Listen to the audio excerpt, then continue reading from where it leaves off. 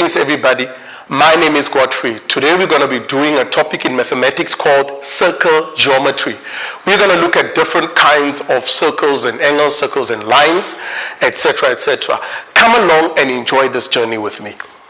So the overview of this topic consists of circles and lines, circles and angles, circles and tangents, circles and quadrilaterals.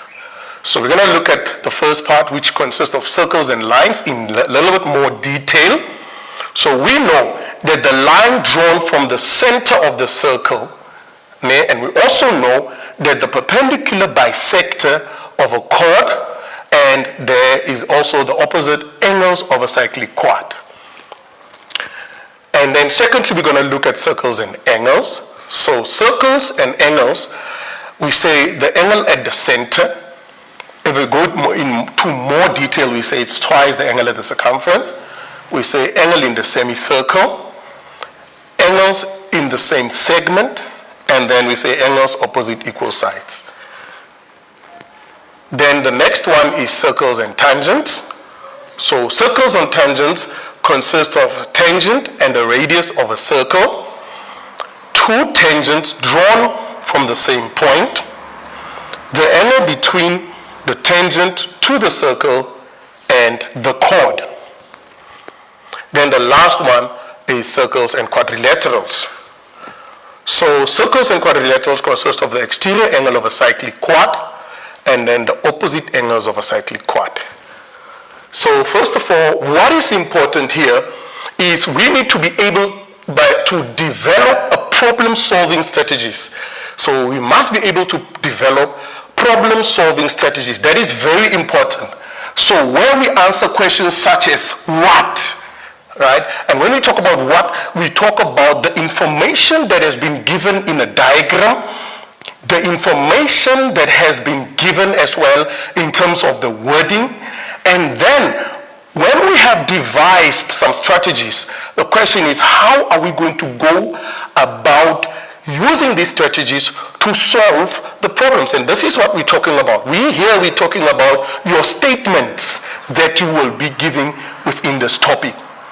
And also, after having the statements, remember that every statement has a reason, and this is where the why part comes in, and we talk about the reason.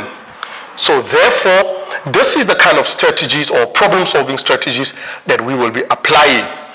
Most importantly, what is important, in fact, is that you need to be able to go back and revise the theorems and proofs, because they will be able to assist you to identify which strategies you will use to solve the problems. So let's have a look at the first question. Question 1 says, in the diagram, O is the center. Now, very, very important. When we say O is the center, then what are we talking about? There are a number of things that come up, because we know that angle at the center is twice angle at the circumference. So that is a theorem on its own. We also know a number of other theorems that take place, because the diameter can also pass through O as well. And then we can have an angle in a semicircle. So you need to be familiar with all the theorems that are related to O being at the center of the circle. And then also then they mention diameter. The moment, and this is the how part, the moment or the what part actually, you get words such as diameter. This tells you a number of information. It tells you that I can use a number of theorems. So the first theorem that I can think about is that angle in the semicircle is equal to 90 degrees. And then the other theorem is the diameter that is perpendicular to the chord. So we know it subtends. So LR subtends at the circumference of the circle. And then N is another point on the circumference, and chords LN and KN are drawn. So angle L1 will be equal to 58 degrees. That is what has been given. Now let us look at the diagram and study the following diagram. Guys, very important. We have been told about the center, right? And immediately when you look at the center, we see that there's a line that passes through the center and it touches both ends of the circumference. What is the meaning of that? This line is our diameter, right? So if this line is our diameter, then the diameter subtends an angle to the circumference, right? And we know that the angle that has been subtended by the diagram is equal to, by the diameter is equal to 90 degrees. So that is the first thing that we notice about the diagram. What else do we notice? We see that there is an arc, right? And there's another theorem that talks about an arc. How do we know that it's an arc? Because we can see that the vertices of this triangle, one vertex is touching this section of the arc. Two vertices are touching. All right. What do we know about this theorem? The theorem of an arc tells us that angling the same arc, they give you equal angles. So equal angles subtended by the same arc. Are we together? So this simply means that angle L2 will be equal to angle K2, right? What else do we notice in this diagram? We also notice that there's a chord LK. So chord LK, that chord is also subtending angles, and we can see that. If we look at how it's subtending the angle, we can put our focus here. There it is subtending an angle, it's the angle R. But the very same chord is also subtending another angle, which is your angle N there. Are we together? Now we can proceed after having analyzed the question, and this is very important, where we said the what has been given to us. Now we can move to how am I going to tackle this question, right? So because this is our focus on the circle related to lines and circles related to angles. That is, there are lines and angles within the circle. So the circle and the angles, like I've emphasized, remember, we spoke about a couple of things, but the focus here is actually angle in the semicircle, because we saw that the diameter is actually subtending an angle of 90 degrees. Now you see, it's like I've already have the answers to the questions that are about to come. So the first question goes, it says, calculate, giving reasons, the size of angle LKR. So let's go and check on the diagram, where is angle LKR? There is L, so there is K, and there is R. So we're talking about LKR, which is this angle, meaning the angle of angle K1 as well as angle K2 together, right? Isn't that what we just said? This is exactly what we said. We see the diameter there having subtended an angle of 90 degrees. Now that is the what. Let us move to the how. How do you write this? First of all, you need to write down your statement which says angle LKR is equal to 90 degrees. What is your reason? That is the answering of your statement. Are we together? Why do I say that angle LKR is equal to 90 degrees? I'm saying this because the angle in the semicircle, and look, you are allowed to abbreviate, right? This is an acceptable reason according to our exam guidelines. So this is telling us that you can also write it in full and say angle in the semicircle is equal to 90 degrees. Are we together? Right. You have the gist of this. Let us look at the next question. The next question says, calculate, given reasons, the size of angle R. Are we together? So let's go and check, where is angle R? And remember, already we have spoken about angle R while we were looking at the what part in our reasoning. Are we together? So let's start first and have a look at this. There is angle R, right? And angle R, there's a vertex that is being formed there. But you can see it goes on and it forms a triangle, right? But what is LK? Aha, you got that. LK is the chord. Are we together? So if side LK is the chord, what is the chord doing? the chord here, can you see, it's being placed and it's actually giving you that angle. And that is what we need to look at immediately. At the same time, this is also a triangle, right? And we've already found here this to be 90 degrees. And we have been given the other angle of 58 degrees. Therefore, we are short of one angle in the triangle. Can you remember what reason we are going to use here? Yes, we are going to say the following. We are going to say that 180 degrees, because we know that the sum of the angles within a triangle is equal to 180 degrees. Therefore, we're going to say 180 degrees, subtract your 90 degrees, subtract your 58 degrees, and then you'll be left with angle R. And this is how we're going to write that down. So there it is. We say angle R is equal to 180 degrees. Why? Because 180 degrees is the sum of the angles within the triangle. Then we subtract the 90 degrees. Remember, this negative also applies to that, and we can also subtract the 58 degrees, and that is equal to 32 degrees. So angle R is equal to 32 degrees. What is your reason? Because the sum of the angles in a triangle are supplementary, or we can also say they add up to 180 degrees. All right? Guys, there's another question that we're going to look at before we take the break. It says, calculate, giving reasons, the size of, now let's check, the size of what? Angle N. Now remember, when we were analyzing the question, we were talking about the angle N there, right? And we've already found angle R to be equal to 32 degrees. Boys and girls, it's important that the given information that you have already calculated, the given information as well as the information that you have calculated is shown. You can show it using different colors on the diagram.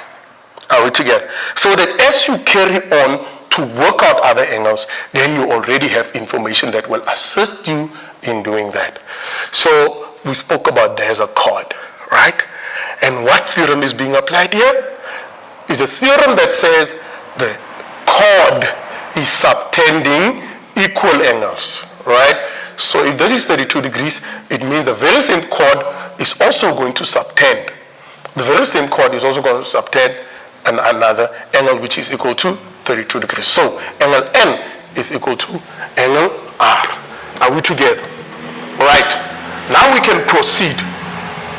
If we proceed, therefore we say angle N is equal to 32 degrees. Why? Because angles in the same segment are equal. These are angles in the same segment. That is the first thing. The other reasoning could be they are subtended by the same chord. Right? So these are actually more or less the same reason, which gives you exactly the same answer. Guys, we have come to the first section of this topic, and we're about to take a break. Go out and stretch, and as we come back, we're going to look at a number of other questions that will assist you.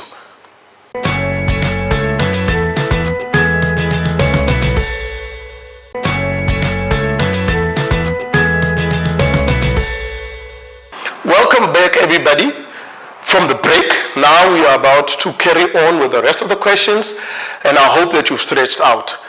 As we move along, I hope that you're going to enjoy this. Let's do it. First of all, we look at question 2. Question 2 says, in the diagram, right, O is the center. Once again, can you see there is some sort of similarity in the questions? And immediately when they say O is the center, something must come out of your mind, must pop up. And those are the theorems that we will be using to answer the questions, right? So O is the center of the circle. They say A, B, and C are points on the circumference of the circle. Chords AC. Now, immediately when you talk about chords, we also know, we've already done that in the previous question when we were talking about chords. And then they say chord AC and BC, and radii AO, BO, and CO are drawn. In other words, what do we say? We we're also given the moment when they talk about radii, they are telling you something. Remember, one radius is equal to another radius. If AO must definitely be equal to BO and be equal to CO, because we know in a circle that radii are actually equal. And then we say angle A is equal to X. That is what we've been given. And angle B is also equal to Y. Now, let us check. Here is the diagram. Once again, boys and girls, and I want to emphasize this. Before you attempt the questions, it is of utmost importance to look at this, to be able to look at this and analyze the question. And I want to emphasize this, to say it is very important that when you get a diagram, at all times, you need to analyze the diagram. You need to write down the given information. You need to color in and whatever you need to use to make this question as easy as possible for you, because the highlighted given information will assist you in answering the question. Let us do this. So when we look at this diagram, we can already see the radii that they spoke about. They said OC, there's OC, will be equal to OA, right? And it's also equal to OB. And then these are the radii. How do we know that? We know it because of the center. Any line that is drawn from the center to the circumference is a radius. So in other words, this is a radius, and that is a radius, this is also radius, and they are all equal. Now this brings us to a familiar triangle, and that is our isosceles triangle. Are we together? This brings us, and we can clearly see when this side in the triangle is equal to that side, obviously this angle will be equal to that angle. Are we together? This is vital, guys. This is vital. Again, when you look at another triangle, which is the triangle of what? Triangle OCB, vital information. This is also saying if this side is equal to that side, this simply means that angle C2 will be equal to angle Y. Are we together? And we have a reason for that. We don't use any other reason. There's a reason that we use that is acceptable. Are we together? So we're having this diagram. And what else do you notice? Outside these triangles, we have triangle A, C, and O. Outside those triangles, there is an angle called angle O1. We call this an exterior angle. This is an exterior or an outside angle of the triangle. And there's a theorem as well that is related to that, right? Another thing that we have as well, we can also see angle O2 is also an outside angle. It's an exterior angle. Therefore, there's also a theorem which states, and I just want to mention it, it says the exterior angle of a triangle is equal to the sum of the two opposite interior angles. You see how well conversant I am in terms of the theorems, and that is what assists you in answering the questions. So we are still moving. We spoke about circles and lines. We spoke about circles and angles, and this is where we are still at, right? And our circles and angles, we spoke about the angles in a semicircle. Now where are we? We are here. We are here when we talk about angle at the center, and this is what we have seen within the diagram. Right. We also spoke about angles in the same segment, and we said we are now going to look at angles opposite equal sides. Why? Because of the radii. Right? This information is vital. Now here is a question.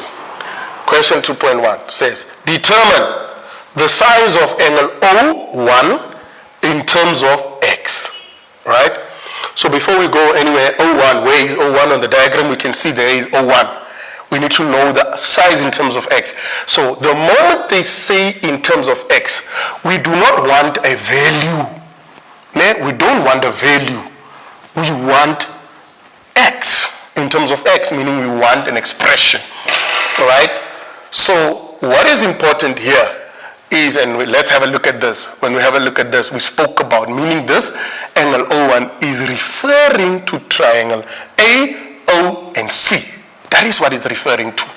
And that's what we're going to focus on. Right? Now tell me, that would be our statement.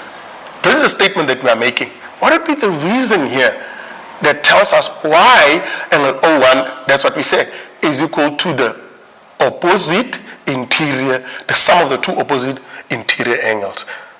Right? Okay, let's check this. When you check this, say AO and CO are radii. Right? Here it is. AO and CO are radii, which means they are equal. Can you see they are equal? And this is a particular triangle where when the sides opposite, the angles opposite the equal sides, they are equal. That's what we can emphasize. Let's look at it. Angle A, we know, is equal to angle C1. Why? Because this side, this angle, is opposite to this side. And this angle is opposite to the other side. But the opposite sides are equal, which means the opposite sides give us equal angles because they are equal. Very interesting. So that is why angle A is equal to angle C1. But they are both equal to x. Why? Why? Because angles opposite equal sides are equal. You can even write that, but this is the short form of the reasoning. But we're moving to O1. This is where our focus point is. So to get to O1, we know that angle O1 is equal to angle A plus angle C.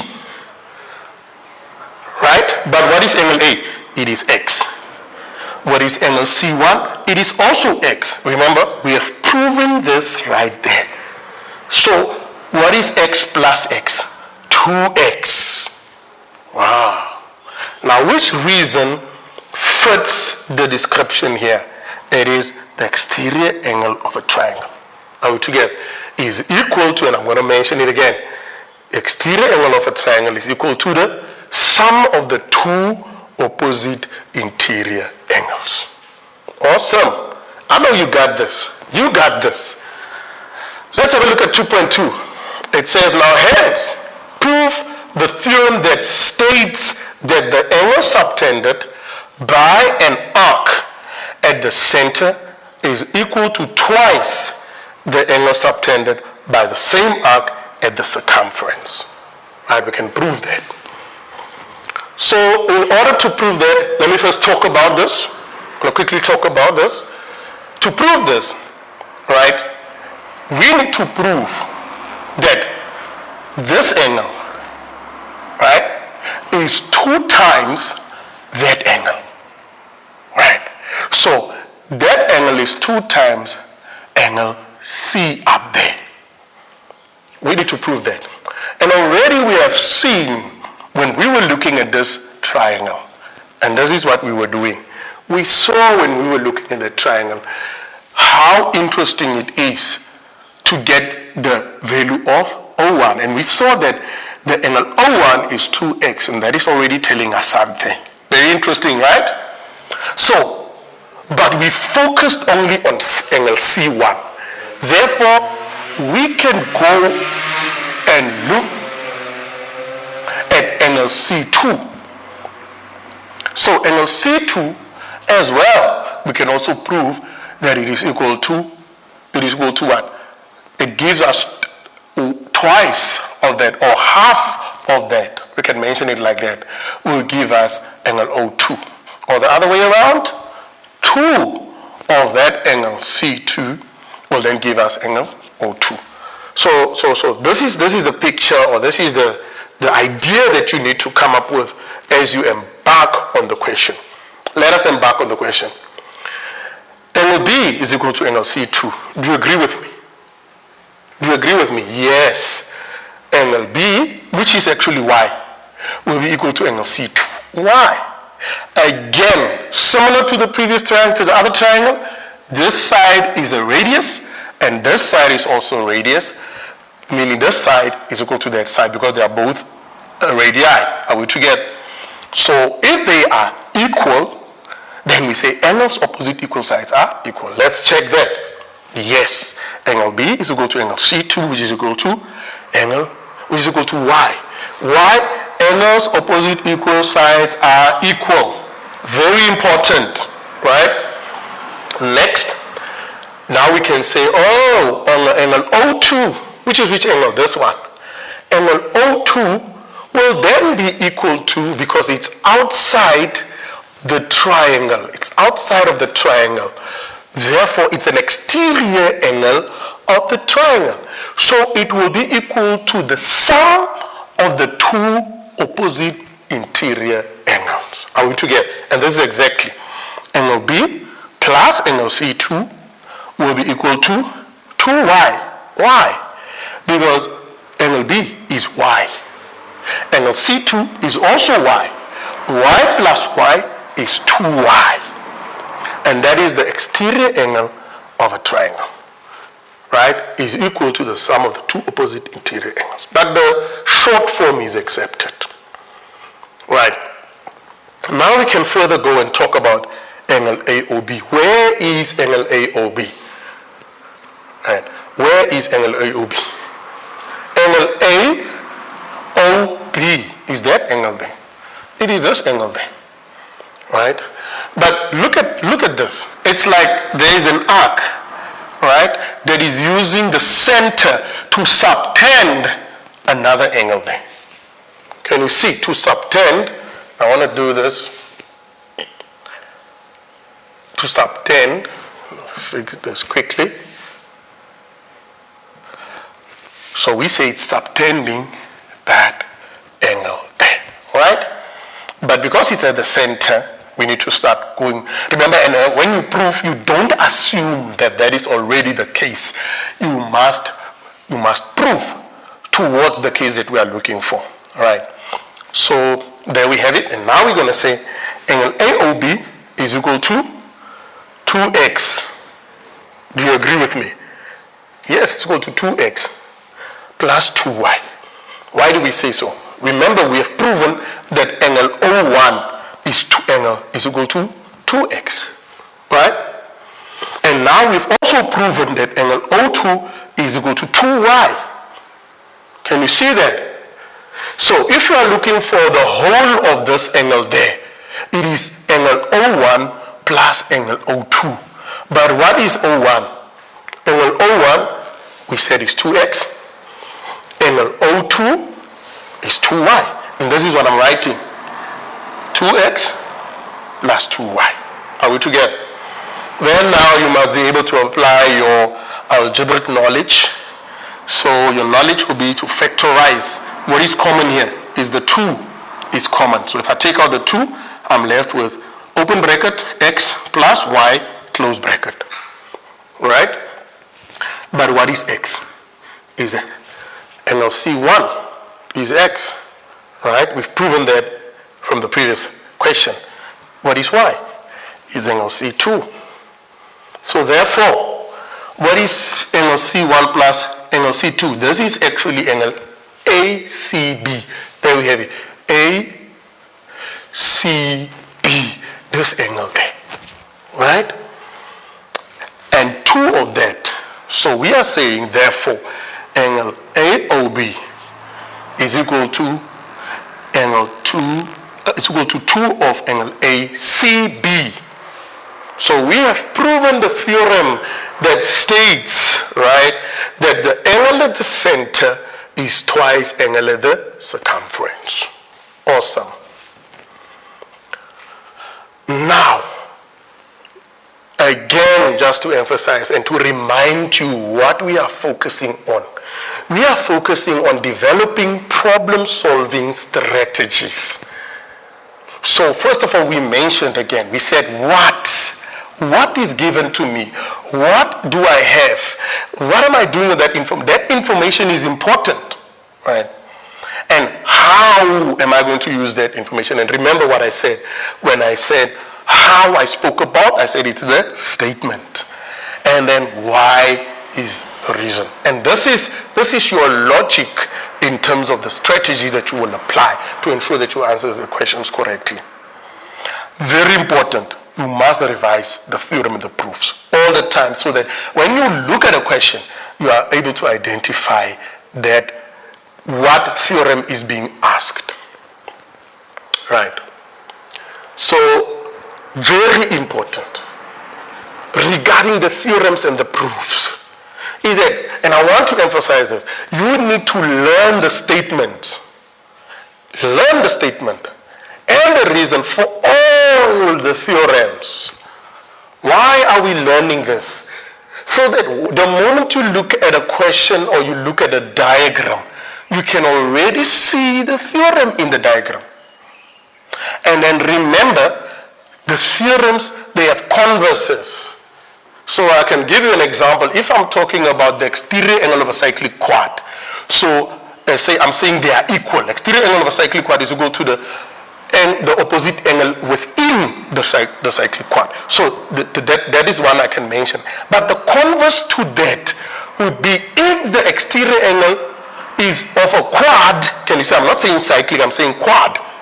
It talks about, then we say it's equal to the interior angle, opposite angle, therefore it's a cyclic quad. Therefore it's a cyclic quad.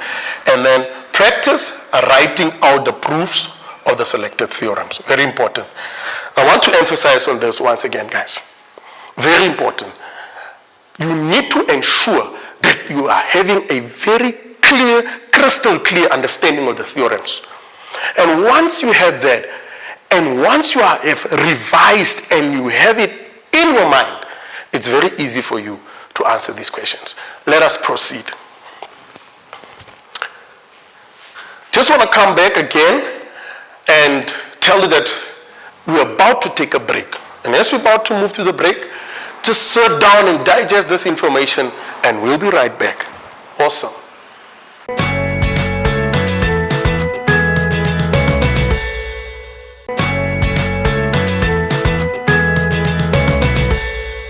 Welcome back, everybody, from your break.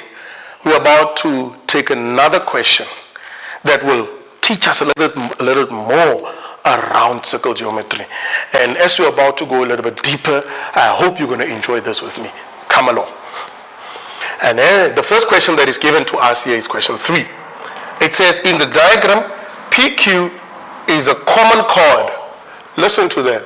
You know, when you look at these questions that we've done so far, they're already giving you the answers. And when they say common chord, it means it's a chord for two common stuff, two common angles or something. It says in 2 circles, right? That is interesting. So we focus on that. And then the center, again, look at that. They talk about the center. Very interesting. Once they start saying the center, we know there are theorems that are related to the center. Angle at the center is twice angle at the circumference, is the first one. The second one, we also know that angle in the semicircle is 90 degrees. So know your center. There are a lot of things about center. Line drawn from the center to a chord. Diameter drawn from the passing through the center to a chord. Can you see? That is important, right? Center M of the larger circle lies on the circumference of the smaller circle, right? So then they say P, M, and Q is a cyclic quadrilateral. So you can just say quad. It's acceptable. Now listen to this. Very, very interesting. This is very interesting. And I want to say, the moment that they tell you this, then you need to know the story around cyclic quads. What do we know about cyclic quads? What do we know about cyclic quads? We know, one, that the exterior angle of a cyclic quad is equal to the opposite interior angle within that cyclic quad, right? That's the first one. Secondly, what do we know? That the opposite angles of a cyclic quad are supplementary. What is the meaning of supplementary? They add up to 180 degrees. So that is the story regarding cyclic quads. Another thing that is interesting about cyclic quad is that you can also have diagonals within a cyclic quad. You can have what we call a single chord that is subtending equal angles within the cyclic quad. So those are the 3 things that are interesting. But let's have a look at this question now.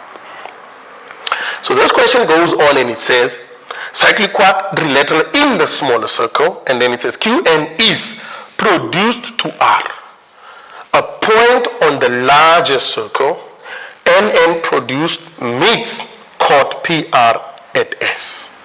Right? I want us to study the following diagram. Let us study this. You have been given angle P2 is equal to X.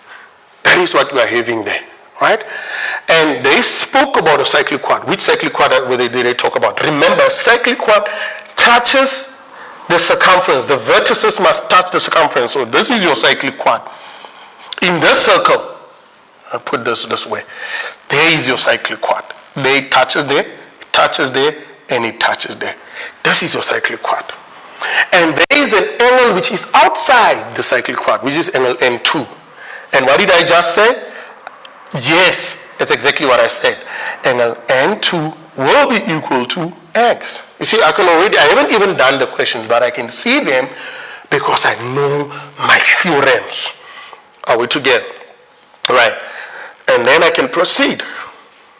Let's emphasize. We spoke about lines and circles so far. Circles and angles. That is our emphasis. Now we are at circles and quadrilaterals. And which quadrilaterals? Cyclic quadrilaterals. Right? Right. Now, the issue of circles and quadrilaterals, what did we say? And I mentioned that the exterior angle of a cyclic quad is equal to the opposite interior angle. Right?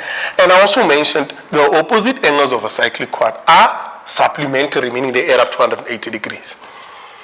So, this is where our focus is now. Right?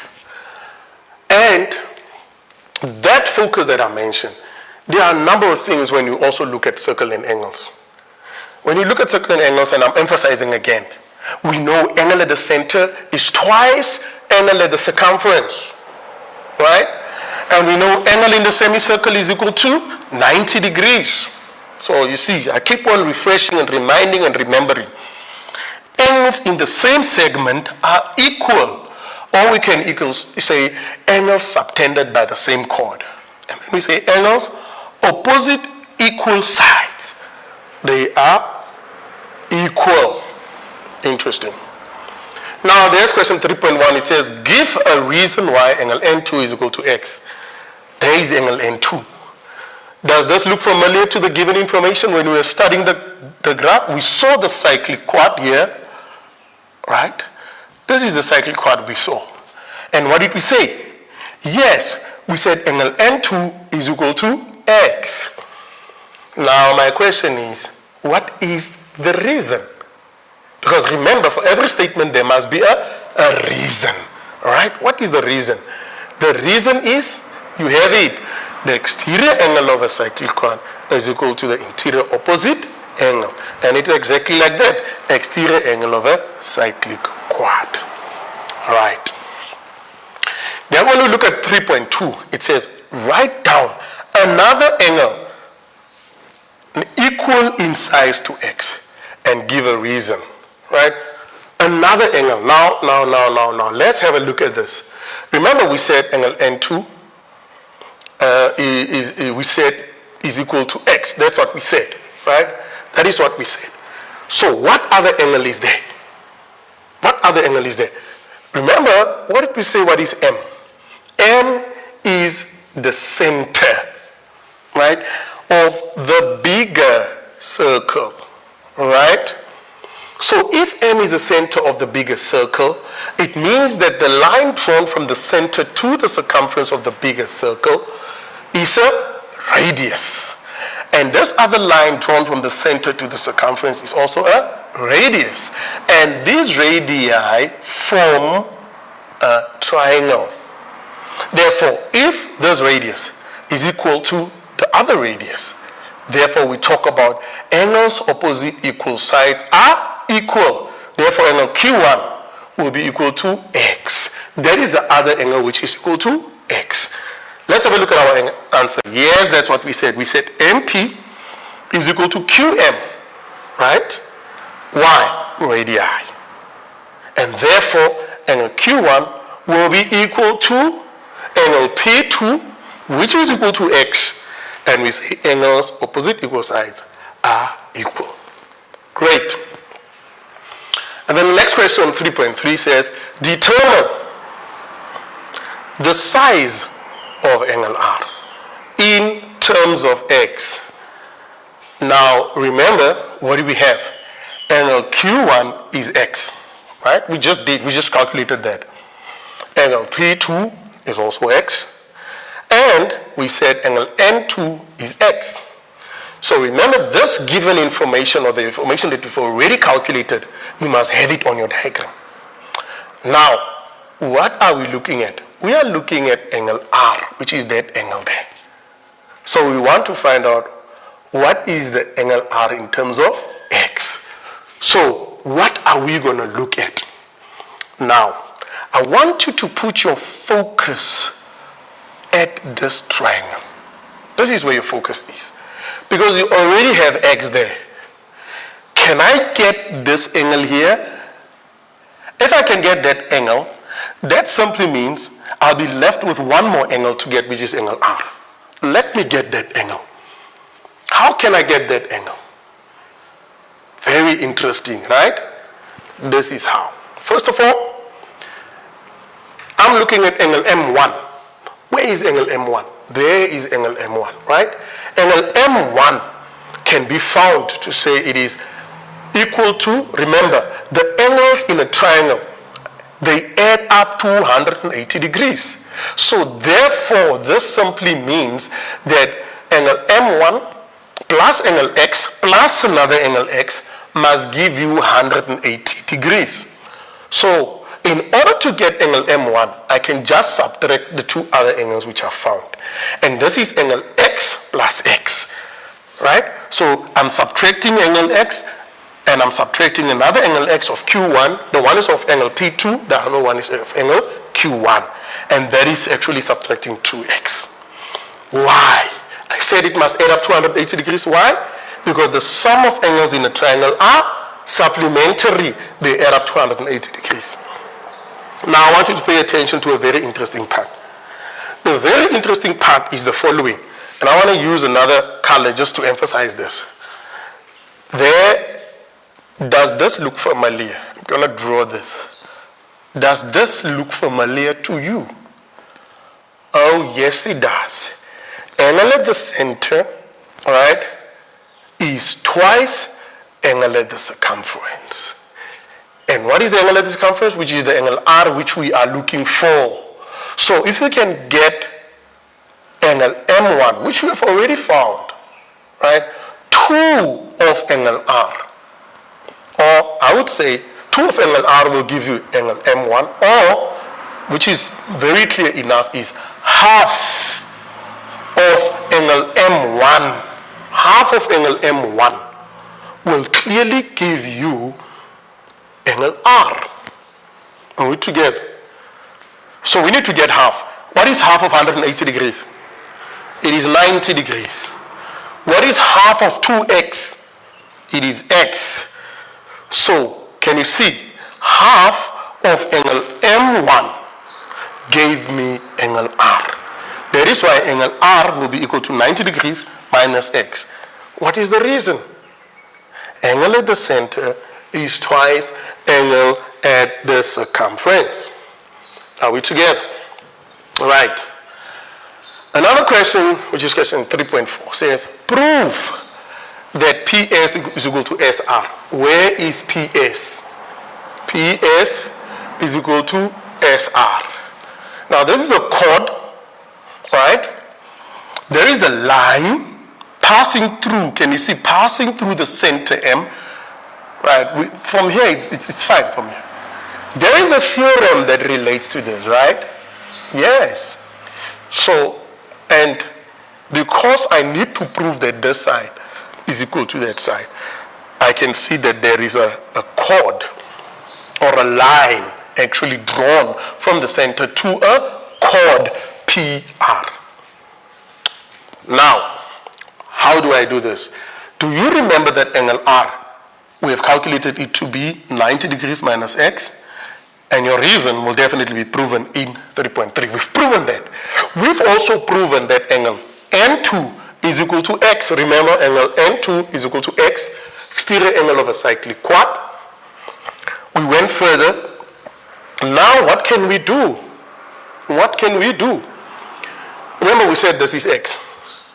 Remember we found angle R to be 90 degrees minus x. But this is a triangle. What do we know about a triangle? We know that the sum of the angles, of the interior angles of a triangle are equal to, they add up to 180 degrees. Therefore, there's only one missing angle, which is angle S2 that we can find. So to get angle S2, I'm just going to say 180 degrees minus what? Minus what? The 90 degrees, right? 90 degrees minus x. This is my angle R. So I'm taking, here's 90 degrees minus x. I'm subtracting that. And I'm also subtracting x, right? I'm also subtracting x. Very important. Where is x? There is x. Within the triangle RSN in order to get angle S2. So let me do this. It's going to be 180 degrees minus 90 will give me 90, right? And then I'm subtracting the x's. 90 degrees minus x, and then I'm going to subtract negative, negative, negative. If I subtract, this is supposed to be, yeah, if I subtract, the x's will cancel, right? So 90 minus x, this was supposed to be plus, right? Remember, this is together. We add them together and then we subtract. We add these two angles together, then we subtract angle S2. So once you do that, that is why angle x will cancel with, angle x minus x will subtract or will cancel with plus x. So what do you have? What is your reason? The sum of angles in a triangle, right? They give you 90 degrees. How did we get the 90 degrees? It is your 180 degrees minus your 90 degrees will give us 90 degrees. Are we together? Why? Because the x and the x have cancelled or have subtracted. Now, very interesting. And what is the interesting part? The interesting part is the following. That we have proven that angle S2 is equal to 90 degrees. Now, do you remember that if you have a line that is drawn from the center to a chord, and it is equal to 90 degrees, this means that it bisects the chord. What is the meaning of bisect? It means it cuts the chord into two equal parts. That is why side PS will be equal to SR. And what is the reason? Line from the center is perpendicular to the chord. Right. So in summary, we have spoken about circles and lines. We have spoken about circles and angles. For today's lesson, we didn't do anything on circles and tangents, and then we did circles and quadrilaterals. So once again, final remarks is always develop a problem-solving strategy. How do I do that? I need to identify the what. What is the what? It is the given info, right? What is the how? It is my statement. So identify your statement. And what is the why? Is the reason that you will provide for every statement, right? And therefore, I'll be revising.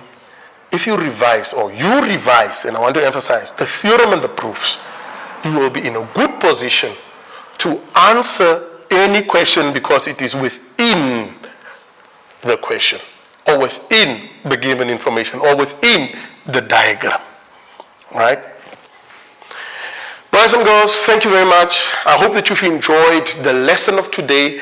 And as I've said, I hope that it will assist you to be able to tackle previous exam questions, to be able to enter confidently into an exam or write a test. And you should not think that you cannot do it. Strategize, strategize, strategize. Thank you very much.